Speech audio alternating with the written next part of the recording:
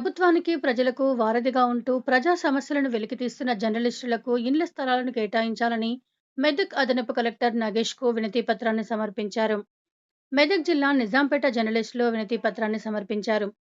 మెదక్ జిల్లా నిజాంపేట మండల కేంద్రానికి చెందిన రిపోర్టర్లము. గత 10 సంవత్సరాల నుండి మెదక్ నియోజకవర్గంలోని రిపోర్టర్లు అందరికీ డబుల్ బెడ్రూమ్ ఇండ్లు ఇచ్చిర్రు, రూమ్లు పట్టా సర్టిఫికెట్ ఇచ్చిర్రు ల్యాండ్కు. కానీ నిజాంపేట రిపోర్టర్లకు మాత్రము ఇళ్ళ స్థలాలు ఇవ్వలేదు, డబుల్ బెడ్రూమ్ ఇండ్లు ఇవ్వలేదు, ఏమీ ఇవ్వలేదు. గత 10 సంవత్సరాల నుంచి మాకు అన్యాయం జరుగుతూనే ఉంది. ప్రజలకు ప్రభుత్వానికి అనుసంధానంగా పనిచేస్తున్న మాకు సమాజంలో ప్రభుత్వం ఒక గుర్తింపుగా డబుల్ బెడ్రూమ్ ఇండ్లు ఇవ్వాలని చెప్పినప్పటికీ కూడా ప్రభుత్వాలు, అధికారులు ఎవరు మమ్మల్ని పట్టించుకోలేదు.